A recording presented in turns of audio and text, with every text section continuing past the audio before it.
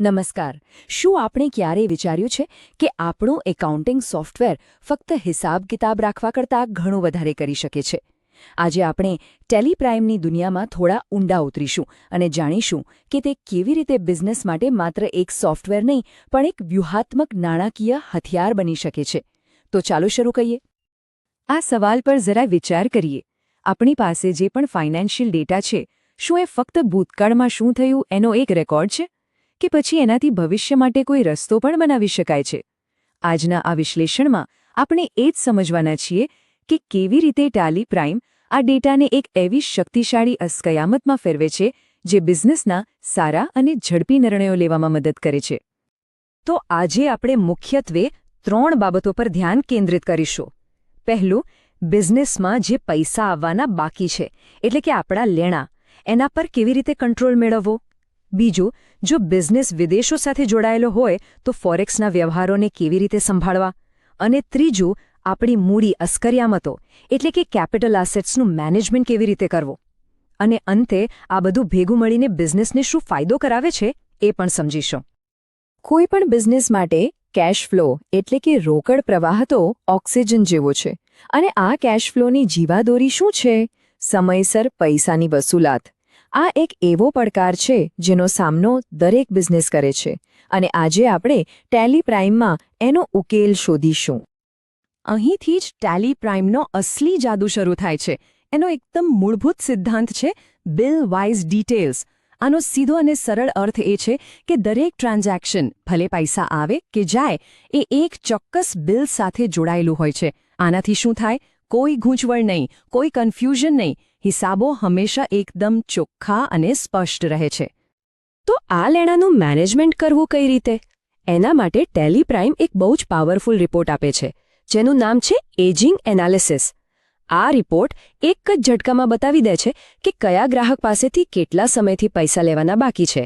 30 દિવસ, 60 દિવસ કે 90 દિવસથી પણ વધારે. આનાથી કોની પાસેથી પહેલા વસૂલાત કરવી એ નક્કી કરવું એકદમ સરળ થઈ જાય છે. હવે જરા આ સ્લાઇડ પર નજર નાખો. આ તફાવત આકાશ પાતાળનો છે. ટેલી પ્રાઇમ વગર આપણે અંધારામાં તીર ચલાવવા જેવું કામ કરીએ છીએ. ક્યાં ફોલોઅપ કરવું એ જ ખબર નથી હોતી, જેનાથી કેશ ફ્લો પર સતત દબાણ રહે છે. પણ ટેલી પ્રાઇમ સાથે આપણી પાસે એકદમ સ્પષ્ટ ચિત્ર હોય છે. આપણે જાણીએ છીએ કે ક્યાં ફોકસ કરવું, જેથી કેશ ફ્લો સુધરે છે અને બિઝનેસ નાણાકીય રીતે મજબૂત બને છે. ચાલો હવે આગળ વધીએ. જ્યારે આપણો બિઝનેસ દેશની સરહદો પાર કરે છે ત્યારે તકો તો ઘણી ખુલે છે, પણ સાથે સાથે નવા પડકારો પણ આવે છે. એમાંથી જ એક મોટો પડકાર છે વિદેશી ચલણ, એટલે કે ફોરેક્સના વ્યવહારોને સાચવવાનો. ફોરેક્સનો પડકાર લાગે છે એટલો અઘરો નથી. ચલો એક ઉદાહરણથી સમજીએ. માની લો કે તમે અમેરિકામાં કોઈને માલ વેચ્યો અને ડોલરમાં બિલ બનાવ્યું. હવે જે દિવસે બિલ બન્યું અને જે દિવસે તમને પૈસા મળ્યા, એ 2 દિવસ વચ્ચે ડોલર અને રૂપિયાનો ભાવ તો બદલાઈ શકે છે, ખરું ને?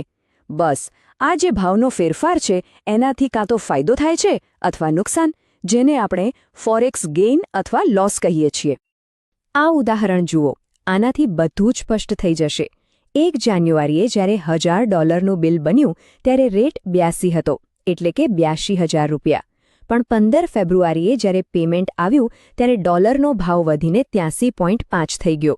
તો મળ્યા કેટલા? 83,500 રૂપિયા. આ સીધે સીધો $1550 ફાયદો થયો, અને એ પણ ફક્ત એક્સચેન્જ રેટના ફેરફારને કારણે. અને સૌથી મજાની વાત શું છે ખબર છે? આ બધી જટિલ ગણતરીઓ અને માથાકૂટ આપણે જાતે નથી કરવાની. ટેલી પ્રાઇમ આ બધું જ ઓટોમેટિકલી કરી લે છે. એ ફોરેક્સ ગેઇન કે લોસની ગણતરી કરીને સીધી જ પ્રોફિટ એન્ડ લોસ એકાઉન્ટમાં એની એન્ટ્રી પણ કરી દે છે. આનાથી ભૂલ થવાની કોઈ શક્યતા જ નથી રહેતી. ટેલી પ્રાઇમનું એક બીજું બહુ જ કામનું ફીચર છે રિવેલ્યુએશન. આ શું કરે છે? એ સુનિશ્ચિત કરે છે કે નાણાકીય વર્ષના અંતે આપણી બેલેન્સ શીટમાં જે પણ વિદેશી બિલો બાકી બોલે છે એનું મૂલ્ય તે દિવસના એક્સચેન્જ રેટ પ્રમાણે દેખાય.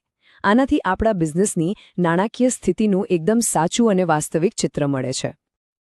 હવે આપણે આવી પહોંચ્યા છીએ આપણા ત્રીજા અને છેલ્લા મુદ્દા પર, મૂડી અસ્કયામતો એટલે કે કેપિટલ એસેટ્સનું સંચાલન.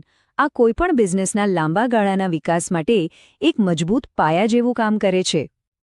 ટેલી પ્રાઇમ આ કેપિટલ એસેટ્સના મેનેજમેન્ટને એકદમ સરળ અને સિસ્ટમેટિક બનાવી દે છે.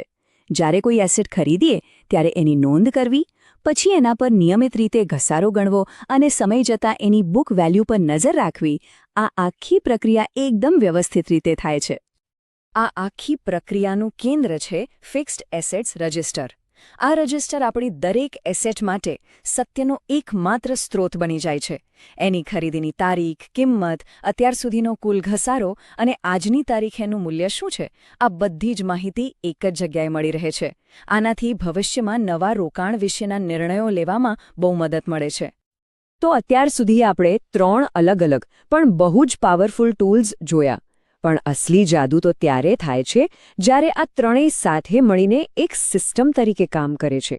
અને આ જ સિસ્ટમ ડેટા એન્ટ્રી જેવા કામને વ્યૂહાત્મક નિર્ણયો લેવાની પ્રક્રિયામાં ફેરવી દે છે.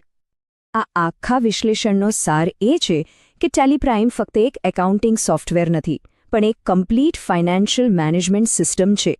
તે બિઝનેસના દરેક નાણાકીય પાસાને એકબીજા સાથે જોડી દે છે.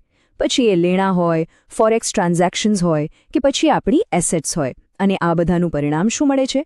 આપણા બિઝનેસના સ્વાસ્થ્યનું એક સંપૂર્ણ, સ્પષ્ટ અને રિયલ ટાઈમ ચિત્ર.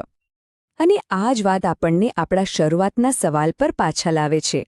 જરા કલ્પના કરો કે જો આપણી પાસે આટલી ચોક્કસ અને સ્પષ્ટ નાણાકીય માહિતી હોય, તો આપણે આપણા બિઝનેસના વિકાસ માટે કેવા મોટા અને ક્રાંતિકારી નિર્ણયો લઈ શકીએ. આ વિચાર સાથે આજનું વિશ્લેષણ અહીં સમાપ્ત કરીએ છીએ.